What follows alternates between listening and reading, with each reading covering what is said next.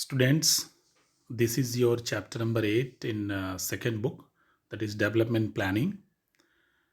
In first part of economics, that is macroeconomics, which we have already completed. Today we will discuss about the very very popular concept related to our economy, that is known as inflation.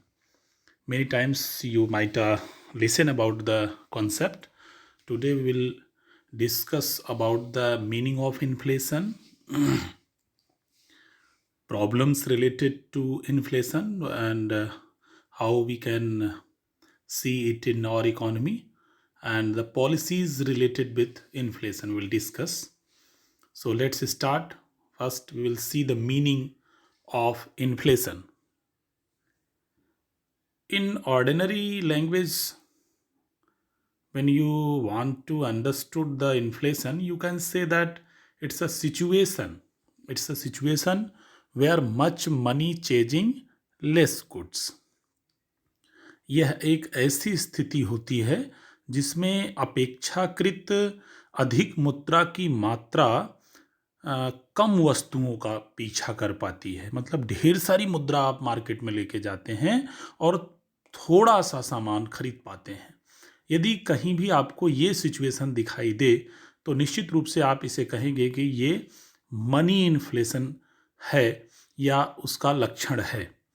In other words, also you can say about the inflation that it is a situation where you can see the continuous increase in the amount or quantity of money in your economy, and simultaneously you can see the decreasement in the actual or real price of your money in system. So this is a basic meaning of this inflation, money inflation. Okay.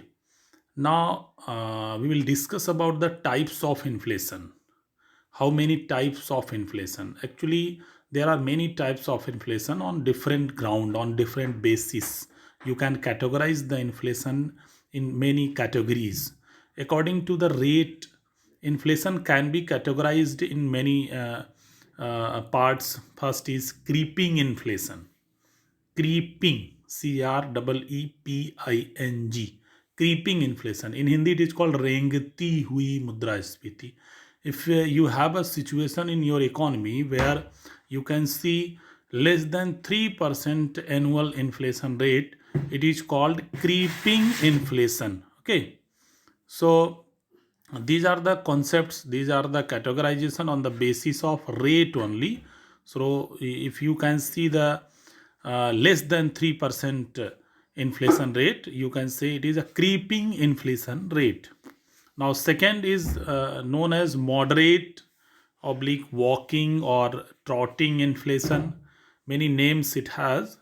When you have situation where you can see in your economy inflation rate is between 3% to 5%. In this situation, you can say that it is a quite better situation for economy. That's why it is called moderate situation. It is a healthy situation. It may be fruitful for economy if you're in your system the inflation rate is between 3% to 5%. Now third categorization is running inflation. If you have situation where you can see inflation rate is between 10% to 20%, it is not good. It is alarming situation for any system, any economy. So be careful, student.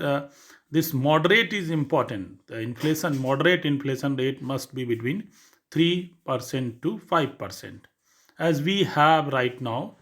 And next is galloping inflation. If you have inflation 20% to 100%, it's a very extreme situation of inflation. If any country have a situation like this, it is a worst situation we can say. It is also known as sometimes hyperinflation. Some categorization made by economists that the galloping inflation and hyperinflation both are different concept, but both are quite similar concepts, similar concepts.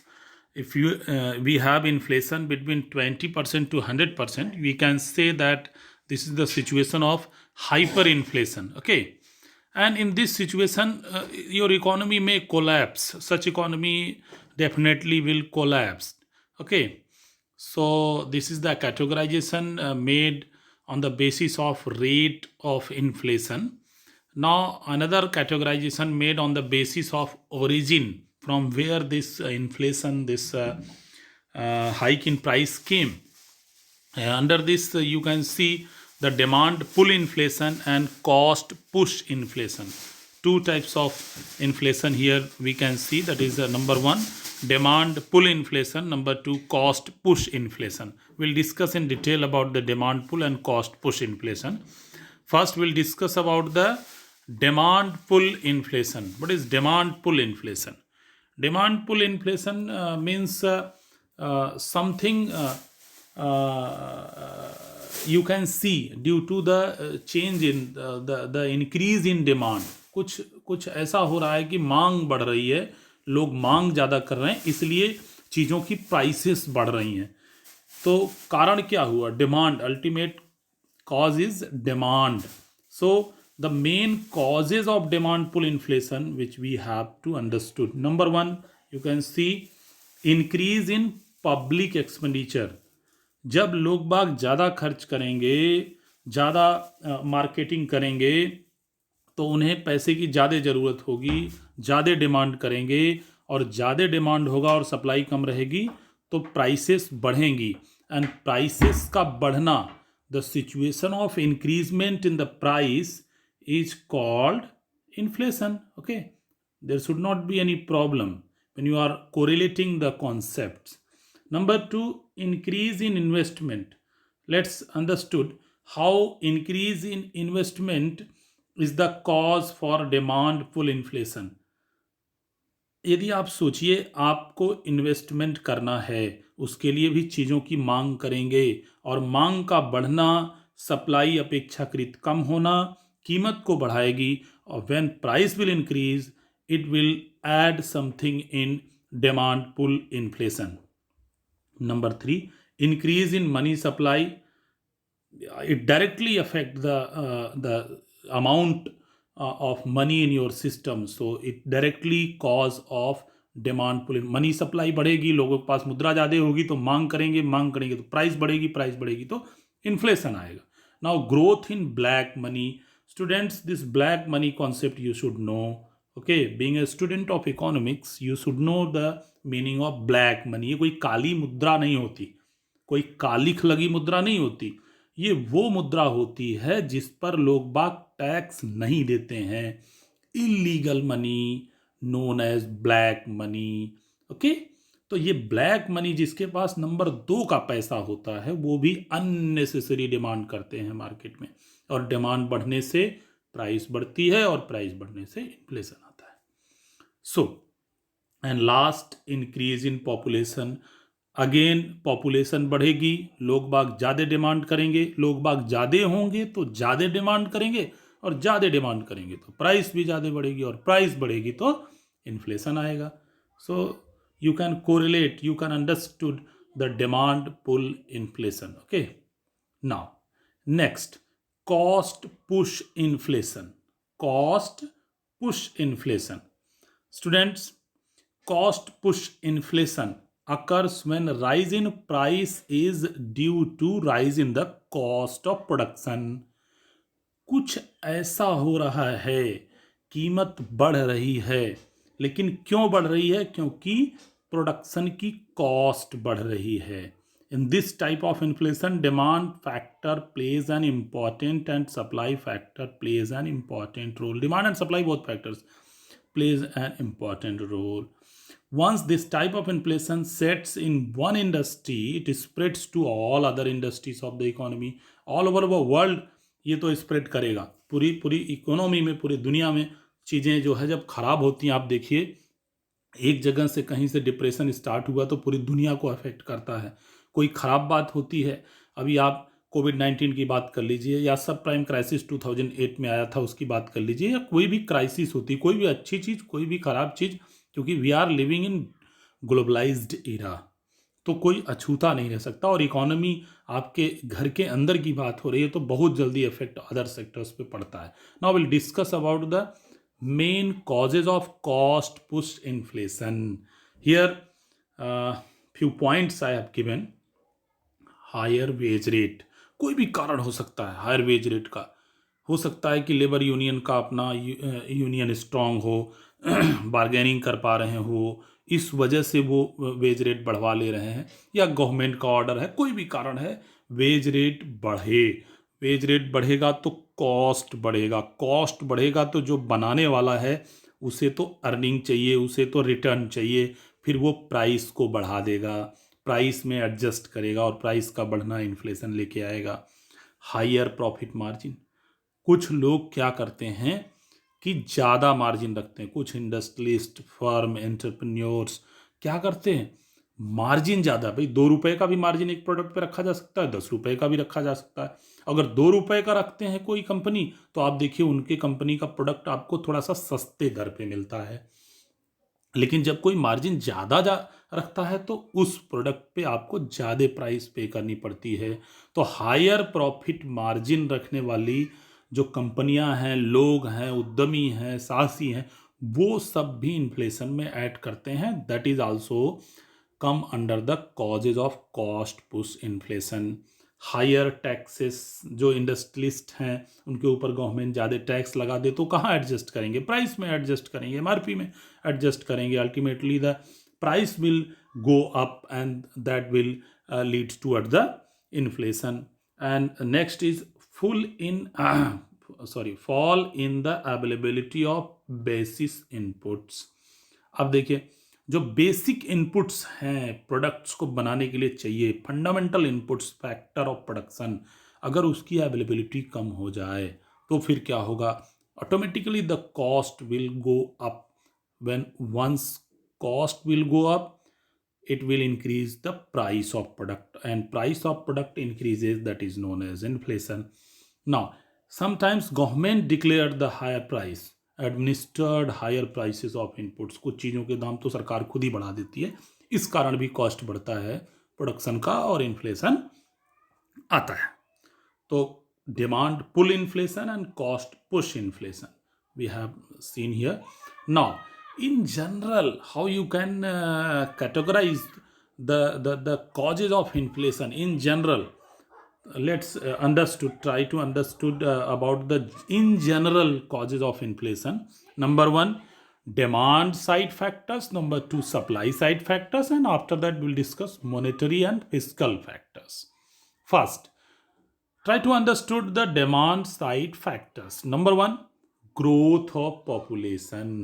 Growth of population, demand, कौन सी ऐसी चीज़ें हैं जो demand को बढ़ाती हैं, और demand जब बढ़ जाता है तो प्राइस में बढ़ने का काम करता है, प्राइस में बढ़े हुए प्राइस के रूप में दिखाई देता है। जैसे ग्रोथ ऑफ पॉपुलेशन, जनसंख्या का बढ़ना, लोग ज़्यादा होंगे, लोग ज़्यादा होंगे तो लोग ज़्यादा डिमांड करेंगे, और ज़्यादा डिमांड करेंगे तो फिर क्या होगा, प्राइस बढ़ेगी। अभी हम लोगों ने डिस्कस भी किया इसको। Number two, rise in employment and income, लोगों को खूब रोजगार मिला, खूब नौकरियां मिल रही है, फिर लोग क्या करेंगे, इनकम अगर आएगा तो लोग मार्केट जाएंगे, खरीदारी करेंगे, नए नए घर बनेंगे, नए नए इक्विपमेंट्स आएंगे घर के अंदर, नए नए कपड़े बनेंगे, नई जगहों पे घूमने जाएंगे, फिर क्या होगा, डिमांड बढ़ेगा, और डिमांड बढ़ेगा तो प्राइस बढ़ेगा। और अगर गांव छोड़ के शहर जा रहे हैं तो new establishment will take place, सारी चीज़ें नई हो जाएंगी। गांव में सब कुछ था, थोड़ा कमतर था, शहर में आए, ज़मीन खरीदा, मकान बनाया, एक एक ईंट जोड़ के रखा, उसमें एक एक चीज़ों को सजाया। अब देखिए नए सिरे से डिमांड हो रही है तो क्या होगा, एडिशनल डिमांड होगा, एडिशनल डिमांड होगा तो फिर क्या होगा, प्राइस का बढ़ना तय है, और प्राइस का बढ़ना ही इन्फ्लेशन होता है ना। Supply side factors, now we will discuss about the supply side factors. What are the factors under supply side?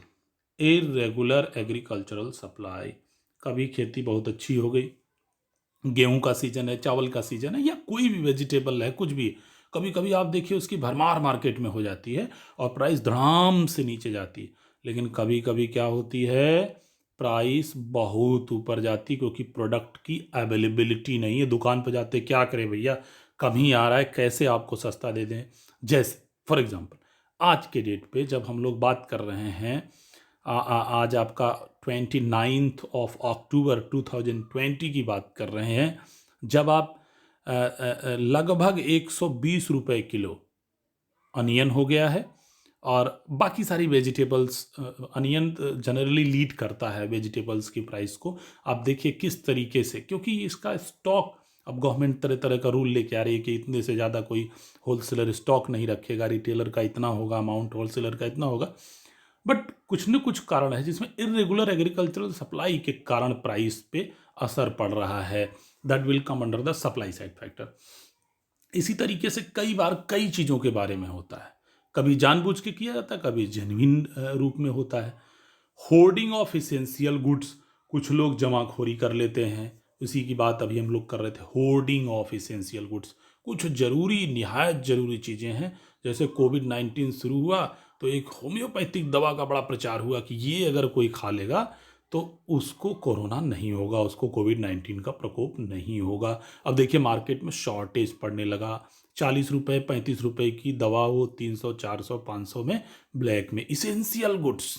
तो ये भी सप्लाई साइड, ये भी क्या करेगा, जब अभाव हो जाएगा लोग छुपाएंगे, स्कैरसिटी क्रिएट करेंगे, तो फिर क्या होगा, चीज़ें दुर्लभ होंगी तो महंगाई बढ़ेगी, कीमत बढ़ेगी, ज़्यादा चाहने वाले लोग होंगे उसके।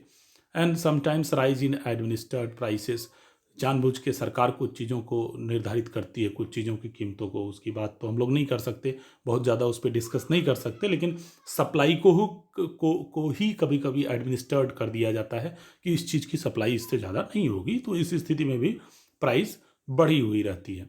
Now sometimes agricultural price policy also affect the और इमर्ज द इन्फ्लेशन।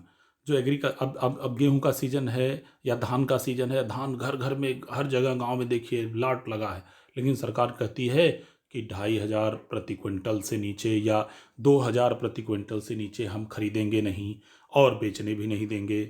ठीक है, आप समझिए, मतलब बेचने नहीं देंगे, घर घर आके खरीदेंगे। तो कभी हो सकता था कि इतनी ज़्यादा सप्लाई हो गई, हो सकता है 1,000 रुपये, लेकिन किसानों को प्रोटेक्ट करने के लिए गवर्नमेंट ये पॉलिसी लेके आई कि जो हमारे किसान हैं उनको प्रोटेक्शन मिले, ऐसा ना हो कि उनको उनके फसल का, उनके उपज का कम दाम मिल पाए।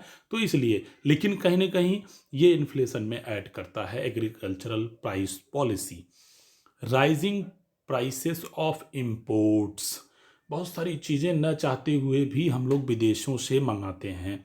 विदेशों से मंगाने का मतलब है we are importing something, we are buying something from abroad.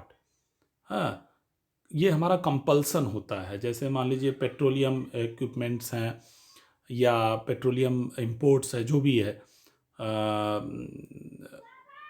Crude oil का आप देखिए प्राइस जैसे ऊपर नीचे होता है, ये क्रूड ऑयल का प्राइस जो है हमारे यहाँ, price petrol, diesel, kerosene oil और सारी चीज़ों के प्राइस को निर्धारित करता है।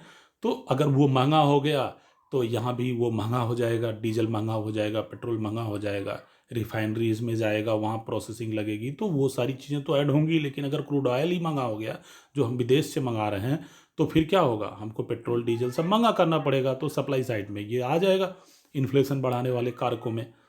Now inadequate growth of industrial production, हमारे यहाँ जूता, चप्पल, कपड़ा, घड़ी, जो ज़रूरत की चीज़ें हैं कहीं ना कहीं अपर्याप्त हैं। अगर बहुत ज़्यादा पर्याप्त हो जाए तो चाइना वाली स्थिति देखिए, चाइना में प्रोडक्ट्स की भरमार, प्रोडक्ट्स की भरमार।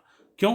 क्योंकि वहाँ पे क्रांति है, इंडस्ट्रीज तो चुटकियों में वो लगाते हैं, चीज़ों को सस्ती से सस्ती बनाते हैं, डंपिंग करते हैं, और हमारे यहाँ थोड़ा सा लैकिंग है। अगर यहाँ भी अगर हम लोग और अच्छा और कंपटीशन के बढ़ा दें और कंपटीशन लेवल बढ़ा दें तो शायद प्रोडक्ट्स और सस्ते मिलेंगे, लेकिन अभी फिलहाल ये सिचुएशन नहीं है। तो we can keep a point under the supply side factor, that is inadequate growth of industrial production. And third part which we should consider as causes of inflation in general, that is monetary and fiscal factors. Sometimes RBI and government of India directly make impact on the inflation. Rising levels of government expenditures, सरकार कभी कभी कभी कभी क्या, अक्सर लोकतंत्र में हमारे देश में अभी आप देखिए 2-2 हज़ार रुपये हर महीने, 3-3 हज़ार रुपये किसानों को, या तमाम 2-250-300 स्कीम्स चलाई जा रही हैं इस तरीके से गवर्नमेंट के एक्सपेंडिचर्स के। लोगों को पैसा दो, लोगों को पैसा दो, लोगों को पैसा दो। लोगों को पैसा दोगे तो डिमांड करेंगे, डिमांड करेंगे तो प्राइस का बढ़ना तय है, और प्राइस का बढ़ना ही इन्फ्लेशन है। और इकोनॉमी में मुद्रा का ज़्यादा होना ज़रूरत से, या एकाएक बिना मतलब के, बिना प्रोडक्टिव एक्टिविटी के मुद्रा लेके आना भी इन्फ्लेशन का बड़ा कारण होता है। That is known as deficit financing. ये करती है सरकार। किससे करवाती है? आरबीआई से। RBI on the behalf of government can do deficit financing. अब डेफिसिट फाइनेंसिंग क्या है? In Hindi it is called हीनार्थ प्रबंधन। बुरी स्थिति में, खराब स्थिति में किया गया कार्य। मतलब यदि सरकार की आमदनी जरूरत से कम है, यानी आमदनी कम है और खर्च ज़्यादा है, the government expenditure exceeds over the government income, in this situation government may order to RBI to publish new currency. This situation is called deficit financing. भैया कम है, पैसा छाप दो, बना दो, जनरेट कर दो directly. That is called the deficit financing situation. पैसा का बढ़ना इकोनॉमी में इन्फ्लेशन लेके आएगा। Now we will move towards next slide, that is about the effect of inflation. बड़ा छोटा सा चैप्टर है, बड़ा छोटा सा कॉन्सेप्ट है, शायद एनसीईआरटी में अभी तक मेंशन भी नहीं है, but we should discuss when you are discussing about the current problems, current challenges of Indian economy. तो इन्फ्लेशन को छोड़ नहीं सकते, और इन्फ्लेशन पे हमेशा सवाल भी आए हुए हैं, तो हमें जानना चाहिए इन्फ्लेशन क्या है, कैसे होता है, क्या कारण है, इसका इफेक्ट क्या है, इसे दूर कैसे करेंगे। Now effect of inflation, micro level पे इफेक्ट देखते हैं, इंडिविजुअल लेवल पे इफेक्ट देखते हैं, फिर देखेंगे मैक्रो लेवल पे। So let's start. Real income declines. Definitely the real income will decline when inflation will increase. जो वास्तविक आय है, पैसा ज़्यादा होगा जेब में, लेकिन एक्चुअल में जब आप उसे कन्वर्ट करेंगे कमोडिटीज़ एंड सर्विसेज में, तो वो थोड़ा सा कमतर हो जाएगा। तो real income definitely will decline. Wealth value also decline, because wealth is real thing and money is nominal thing. और मनी की वैल्यू कम हो रही है, तो वेल्थ की वैल्यू जो आप एक्चुअल में उसे कैलकुलेट करते हैं तो कम हो जाएगी। Income redistribution causes social tension. ये भी एक बड़ी समस्या उभर के आएगी कि जो इनकम है गवर्नमेंट के पास, उसे डिस्ट्रीब्यूट किस प्रकार से किया जाएगा। कहने को तो आप 2,000 रुपया दे रहे हैं, लेकिन उसकी परचेजिंग पावर, अगर आप वो 2,000 से 10 दिन का खाना भी नहीं व्यक्ति खा पा रहा है 4 दिन का, तो ये मजाक बन के रह जाएगा और कारण बनेगा, ये परेशानी का कारण बनेगा, सोशल टेंशन का कारण बनेगा, अराजकता का कारण बन सकता है। अब मैक्रो लेवल पे देखते हैं क्या होगा। इन्फ्लेशन ज़्यादा बढ़ेगा तो ब्लैक मार्केटिंग होगी, होर्डिंग होगी, जमाखोरी होगी। कुछ लोग जो सटोरिये होंगे वो अपना सट्टा लगाएंगे, स्पेकुलेशन की एक्टिविटी बढ़ेगी, लोगों की सैलरी बढ़ी हुई नज़र आएगी, नॉमिनल पे इंक्रीज कर जाएगा। टैक्स ब्रैकेट में आप अगले चले जाएंगे ऑटोमेटिकली। मान लीजिए अभी तक 10 लाख वाले में थे, जिसमें मान लीजिए 10%, 5% या 20%, 15% आप देते थे, अब सीधा 30% वाले में चले जाएंगे डायरेक्टली। फिजिकल ड्रैग भी बोलते हैं इसे एक टेक्निकल लैंग्वेज में। ओके, हायर टैक्स ब्रैकेट में आप ऑटोमेटिकली चले जाएंगे, नुकसान होगा, एक छद्म में अर्थव्यवस्था चलेगी, प्रॉक्सी इकोनॉमी, पैरेलल इकोनॉमी चलेगी। Deterioration of quality of goods and standard of living. लोग इल्यूजन में रहेंगे, विकृत कर देगा आपके जीवन स्तर को इन्फ्लेशन ज़्यादा होना। जिस भी देश में ज़्यादा इन्फ्लेशन है वहाँ पे बहुत बुरी स्थिति है। जहाँ पे हाइपर इन्फ्लेशन, गैलोपिंग इन्फ्लेशन की सिचुएशन है, some South African countries have right now I think this situation, hyper inflationary situation there, तो very difficult situation they are dealing with. Now policy measures to control inflation. What policy measures government can adopt to control, or we should suggest to the government or economy to correct the inflation situation? Number one, monetary measures, rising bank rate. भाई bank, हम लोग money banking में पढ़ चुके हैं। यदि inflation की situation है, दो ही सिचुएशन होती थी वहाँ खराब, या तो इन्फ्लेशनरी गैप होता था या डिफ्लेशनरी गैप होता था। इन्फ्लेशनरी गैप में हमने क्या ट्रिक लगाया, कि सारे रेट्स जो पॉलिसी रेट्स हैं, जैसे वेरियस रिजर्व रेशियोज आप नाम देते हैं, उस सारे रेट्स को इन्फ्लेशनरी इंक्रीज कर देंगे, ये कॉन्सेप्ट बनाया। यहाँ भी वैसे ही है, इन्फ्लेशन होगा, सारे रेट्स को इंक्रीज कर दो तो क्या होगा, कॉमर्शियल बैंक्स के पास पैसा अपेक्षाकृत कम बचेगा, कम बचेगा तो इंटरेस्ट रेट बढ़ जाएगा, लोग आसानी से लोन लेना नहीं चाहेंगे, अवॉइड करेंगे, और इकोनॉमी में पैसा थोड़ा सा कम हो जाएगा, और पैसा कम होना ही इन्फ्लेशन कंट्रोल करेगा। Rising cash reserve ratios, SLR, CRR, bank rate, देखिए सब वही, दूसरा पॉइंट भी वही चीज़ कह रहा है कि सारे रेट्स को आप बढ़ा दीजिए। इन्फ्लेशन की सिचुएशन, ओपन मार्केट ऑपरेशन में गवर्नमेंट सिक्योरिटीज़ को आप बेचते और खरीदते हैं, और यदि इन्फ्लेशन है तो आप बेचेंगे या खरीदेंगे? आप मीन्स RBI गवर्नमेंट सिक्योरिटीज़ को इन्फ्लेशन की सिचुएशन में, भाई देखो, ओपन मार्केट ऑपरेशन में या गवर्नमेंट सिक्योरिटीज़ को क्या करेंगे, गवर्नमेंट सिक्योरिटीज़ को या तो क्या करेंगे, सेल करेंगे या तो बाय करेंगे। लेकिन सिक्योरिटीज़ को सेल करने का मतलब क्या हुआ कि गवर्नमेंट की जो बॉन्ड्स है, पेपर है वो लोगों को दे देंगे, सेल करेंगे और लोगों से पैसा ले लेंगे। तो इसका मतलब क्या हुआ, इस समय जबकि इन्फ्लेशन है, ओपन मार्केट ऑपरेशंस के तहत RBI गवर्नमेंट सिक्योरिटीज को बेच देगी, सेल करेगी, ये वाला होगा, ये नहीं होगा, ये तो डिसइन्फ्लेशन में होगा, डिफ्लेशन में होगा। ठीक है ना। फिस्कल मेजर्स मतलब गवर्नमेंट क्या कर सकती है, गवर्नमेंट क्या कर सकती है भाई, गवर्नमेंट कर सकती है या तो इनकम से यानी टैक्स से लेना देना उसका होता है, टैक्स, और या फिर एक्सपेंडिचर की पॉलिसी होती है, स्कीम्स एंड प्रोग्राम्स में वो खर्च करते हैं।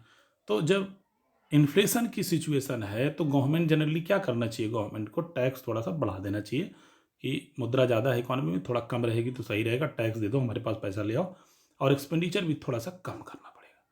जो खर्च कर रही है मनरेगा या तमाम 200-250-300 स्कीम्स हैं, ये देखिए थ्योरेटिकल बातें हैं, प्रैक्टिकल कहाँ तक पॉसिबल हो पाता है ये नहीं, लेकिन थ्योरी में आपका कॉन्सेप्ट क्लियर होना चाहिए कि government under fiscal measures, fiscal मतलब राजकोषीय उपबंध, ऊपर वाला क्या था, मॉनेटरी, ये क्या था, मॉनेटरी उपबंध था, ये क्या है, फिस्कल मेजर्स। फिस्कल मतलब सरकार जो कुछ कर सकती है, और यहाँ RBI जो कुछ कर सकती है। नाउ फिजिकल और नॉन मॉनेटरी मेजर्स, कुछ डायरेक्ट एक्टिविटीज जो की जा सकते हैं, वो क्या, इंक्रीजिंग आउटपुट और इंक्रीजिंग इनपुट। भाई आउटपुट को बढ़ा दो, प्रोडक्शन को बढ़ा दो, या फिर इनपुट फैक्टर ऑफ प्रोडक्शन को बढ़ा दो, इससे भी इन्फ्लेशन कंट्रोल होगा। अभी समझे थे relation.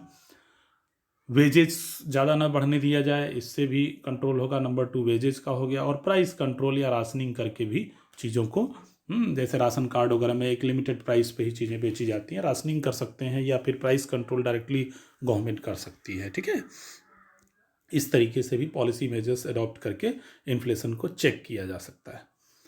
Now some question which is important for your exam point of view, define inflation, define deflation, define stagflation, all these concepts we have discussed. Okay, nothing new in this, just go through it. Very important and very interesting and burning concept right now in our system. It is with, I think it is under the moderate rate categorization, so there is no any worry there. I think it is near about 5%.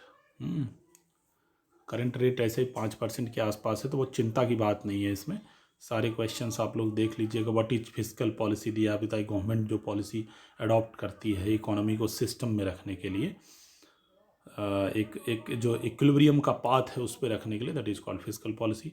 Now short answer 3-4 number के question इस तरीके से आ सकते हैं। Demand pull inflation कौन कौन से होते हैं, क्या होते हैं, इन्फ्लेशन के प्रकार, इकोनॉमी में इन्फ्लेशन कैसे इम्पैक्ट करता है।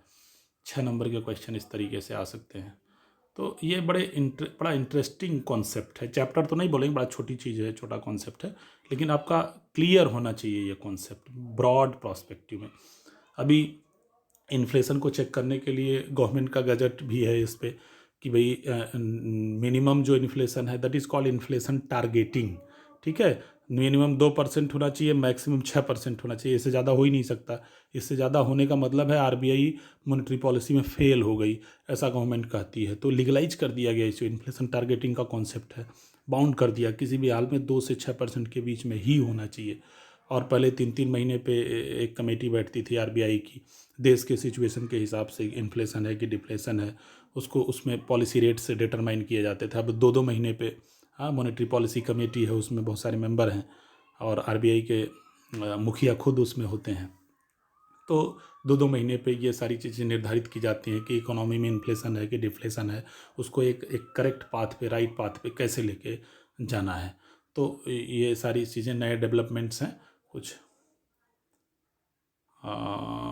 कोई क्वेश्चन अगर आपका है, if you have any question you can ask through WhatsApp and email, and all notes are available on my website. You can make your notebook from there, and with this chapter is ended.